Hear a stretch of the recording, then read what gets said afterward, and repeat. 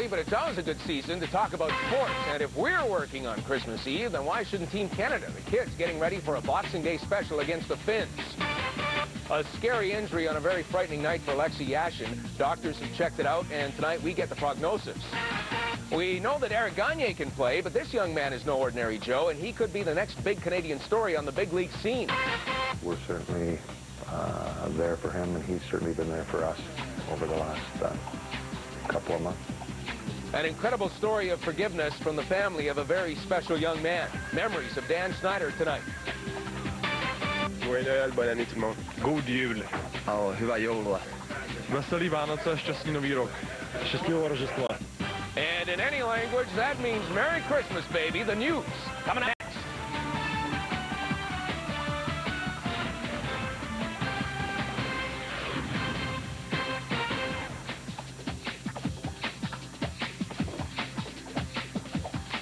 Hi there, everybody. I'm Bob Crachit, and welcome to the Sportsnet Christmas Eve show. And remember, if they can shoot it, throw it, or catch it, you're going to hear about it from good old Bob Crachit. Well, no question, it is the most wonderful time of the year for hockey fans. The World Junior Tournament gets going on Boxing Day, and right off the bat, Team Canada is in tough as they take on the host squad from Finland. But for now, let's focus on the holiday spirit as Sportsnet's answer to Major Henry Livingston Jr., Peter Labardius, presents his version of a famous festive poem. 'Twas the day before Christmas, and time to find out, is this the Canadian team to end a lengthy gold medal drought? Let's begin in goal with Marc-Andre Fleury. His return gives opponents a reason to worry. People expect me to maybe do good, maybe even better than last year, so, and there's nothing I can do, just work hard and try to do my job. The defensive core features 4 first-rounders named Coburn, Phaneuf, Seabrook, and Bell. A talented lot, not hard to tell. The 4 of us, we played together since, like me, Phaneuf, and Seabrook, we played against each other since we were 10 years old. So we basically know everything about each other, and we always compete to get better than the next person. But saying that, we still got to prove that we are the best in the tournament. So it's going to be an interesting one. The Europeans are very talented up front, so we have our hands full.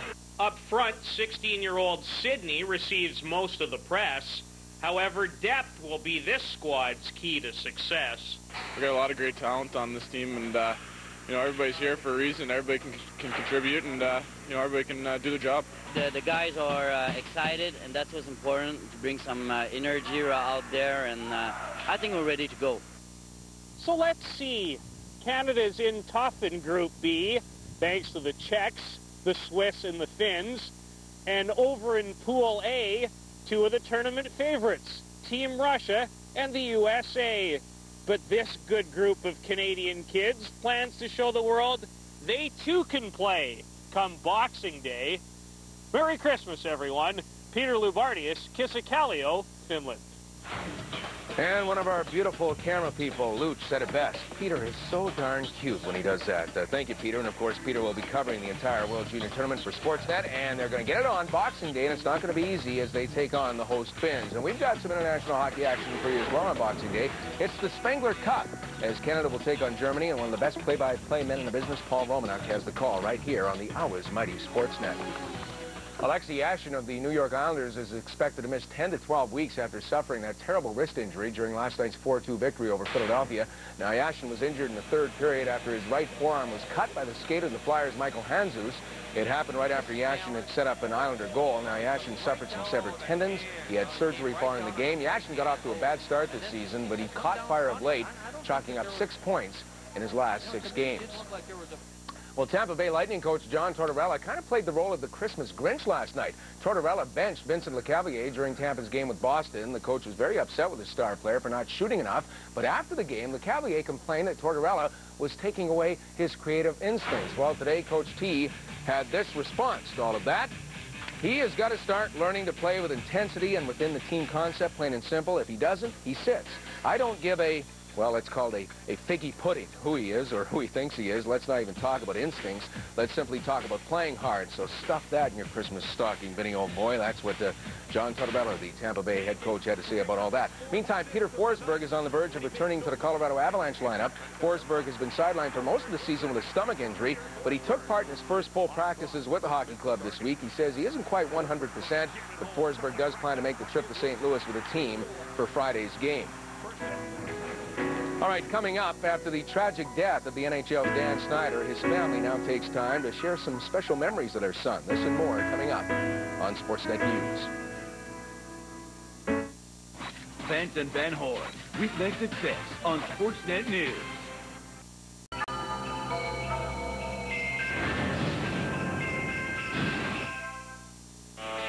Join us this holiday season as Sportsnet travels across North America to bring you the most inspiring stories of the year.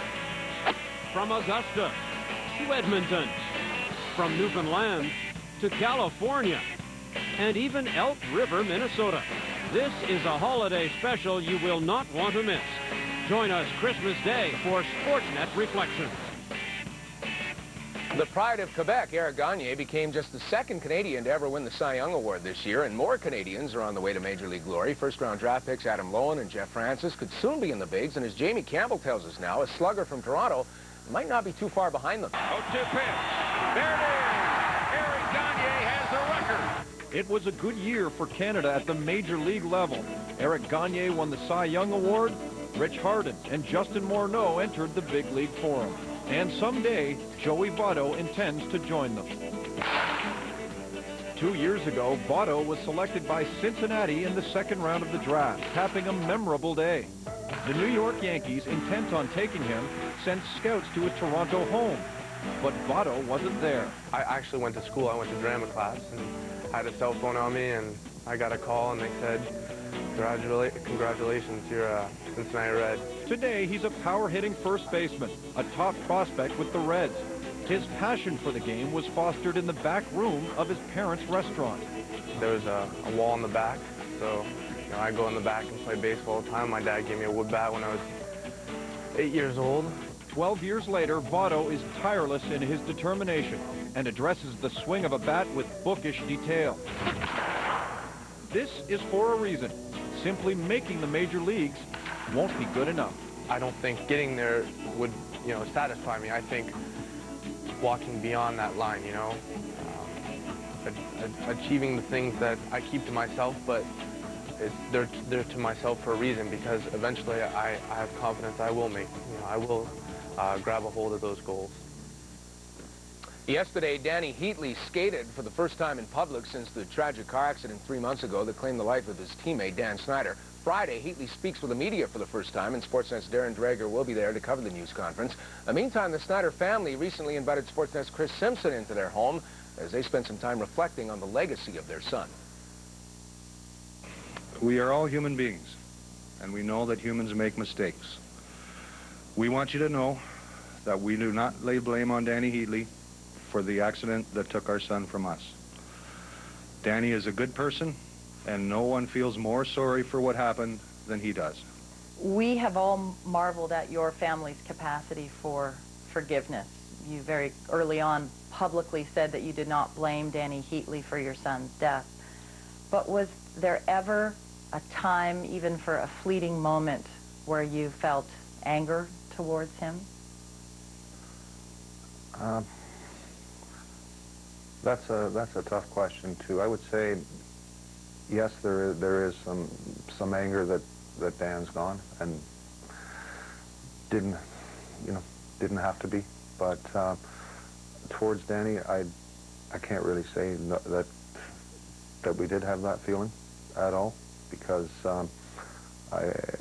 as we said very early on, accidents happen all the time, and there was nothing that we saw to lead us to believe that there was recklessness or anything like that. And with what's happened since, there's been nothing that would lead us to believe that.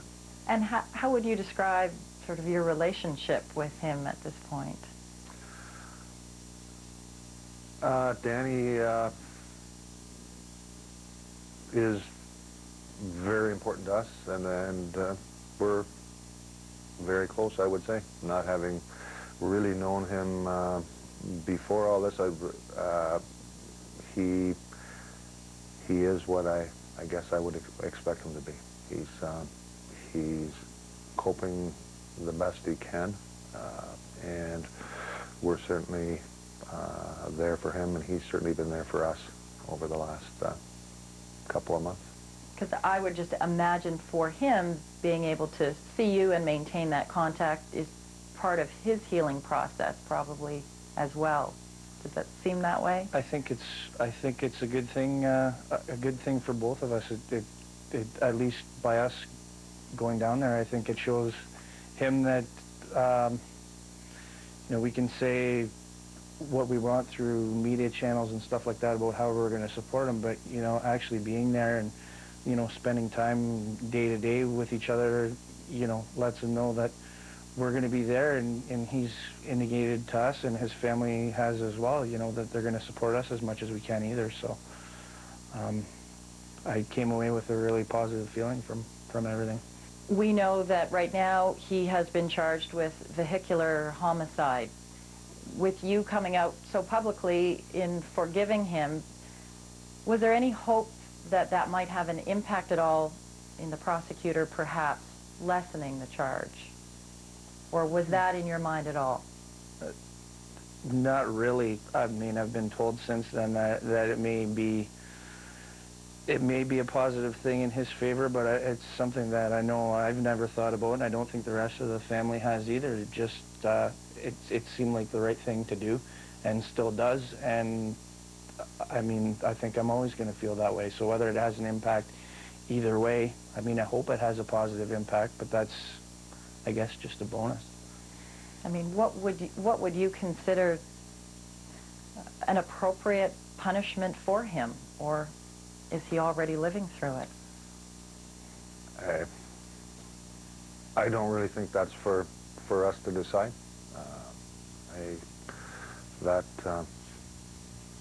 That's for others to decide.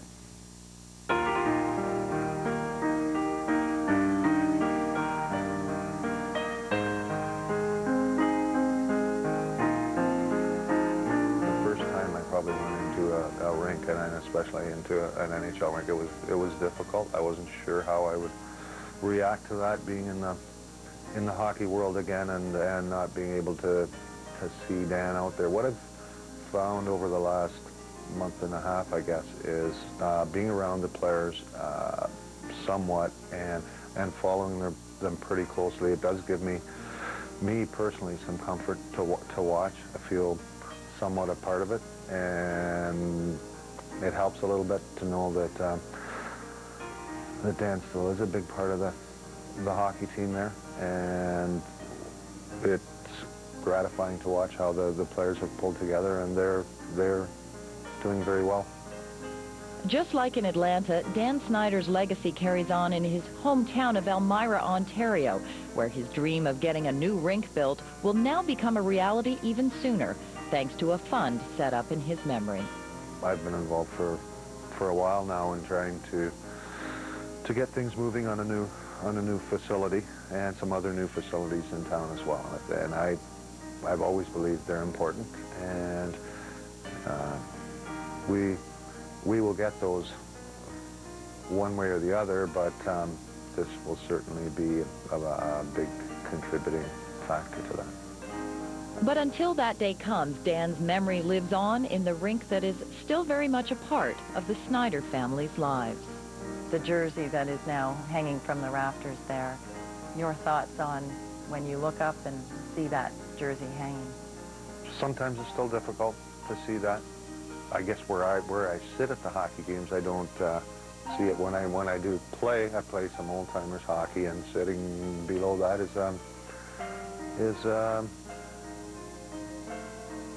strengthening feeling sometimes. I have my own little ritual that I sort of do now when I'm over there. I play over there every Thursday night, so I always make sure that I do a little something before the game, and try and draw a little little strength from it too. Maybe you can help me stop a few shots.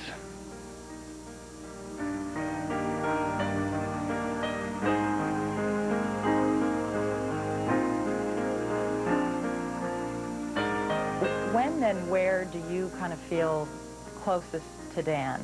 Where do you get the good feelings of the good memories that you have? I guess they come and go. They can come from anywhere at any time, and I know it's very difficult. Eventually, the good memories you know, outnumber the grief, and we're, I think, probably still waiting for that to happen. You really learn to appreciate a lot of things a lot more, and you know, that you're, you know, somehow building your own memories every day for someday, which with Dan I never realized I was doing at the time, but you know, you think about it now and all the things that we did together still have an effect on me now.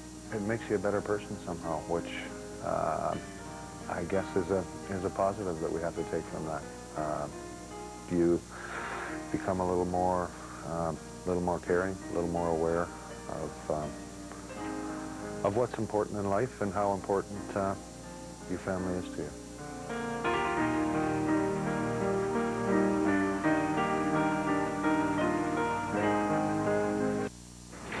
We watch Donald Duck every 24th at 3 o'clock. And some other Christmas traditions from around the NHL. Coming up next on the news. Thanks, Rudy. I appreciate you standing by me on a very special night. And Rudolph, you'll vouch for me on this. Christmas is definitely a very romantic time of year. Just look at your good friends Santa and Mrs. Claus. You were talking about one of the great love affairs in the history of mankind, and now you can put tennis stars Leighton Hewitt and Kim Clijsters on that list as well. Leighton popped the question to Kim last night as they took a beautiful boat ride around the harbor in Sydney, Australia. We're very happy to report Kim said yes, although no date has been set for the big day. So it's not game, set, and match just yet, but we've got our fingers crossed. Now, the Raptors' Vince Carter continues to lead the NBA in All-Star voting. Carter's been the leading vote-getter for 3 of the past 4 seasons. Before Air Canada, in fact, only Michael Jordan and Julius Erving had led the All-Star balloting 3 or more times. And by the way, Kobe Bryant is the leading vote-getter in the Western Conference. Meantime, no surprise that Brett Favre was named NFC Offensive Player of the Week, playing just a day after his father's death. Favre had just a great night, completing 22 of 30 passes, and he threw for 4 touchdowns against the Raiders on that Monday Night Football game, and he also passed for 399 yards, the second highest total of his great career. Well, the holidays are all about tradition. For instance, every year at this time, I personally enjoy dressing up as a sugar plum fairy. But around the world, the traditions do vary. One of the best examples comes in the form of Canada's 6 NHL teams, where you find a virtual melting pot of festive memories. I don't know. We watch Donald Duck every 24th at 3 o'clock. That's. I don't know if you have it over here, but that's one thing.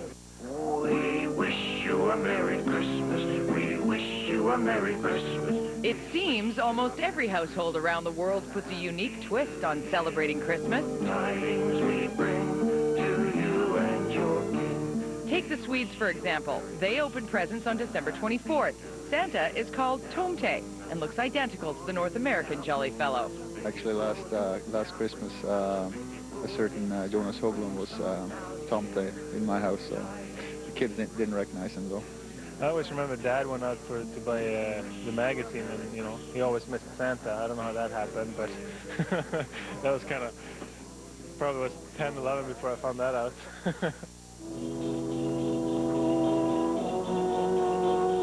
Every once a year when Christmas comes. Finns, like the Swedes, celebrate and exchange gifts on the 24th.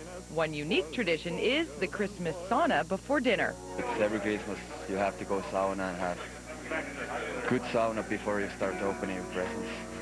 Then we have this special fish, which is kind of not so rotten fish, but it's has some kind of poison smell. It's considered for poison for whateher it is. And there's a lot of different, exotic foods.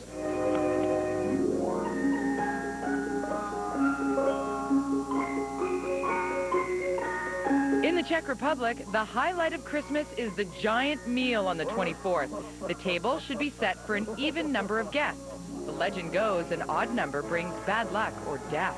You wake up in the morning and you're not supposed to eat until Christmas Eve, Christmas dinner, and you should see some like gold pig because you're starving a lot. So fish and potato salad, and you have fish soup before that. So it's kind of everything's about the fish, I think. It's like if we have a fish dessert, I don't know.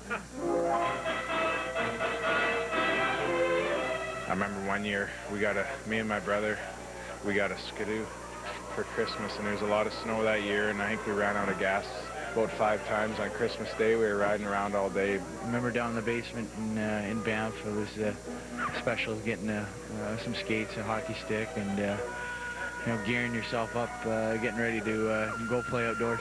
I remember a couple years ago we had 2 or 3 days off, and I got to go back to Fishing Lake for Christmas with all my family, and you know, I got a big family there, so you know, that was kind of special after having so many years where I wasn't able to go back, and you know, it just seemed like time stood still.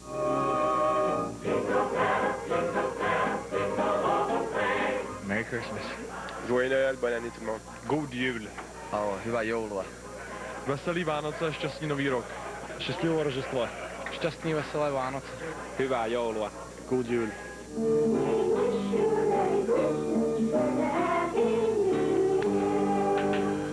All right, good stuff. So that is our Christmas Eve show. We here at Sportsnet wish each and every one of you a very merry holiday season. And as the transformed Ebenezer Scrooge once said on that magical Christmas morning long ago, "Hey, kid, I'm hungry. Go get me some Christmas meat and keep the change." God bless us, everyone, and good night. You know, Rudolph, one of the things I love about a Christmas show is the fact that we can come together on a very special time.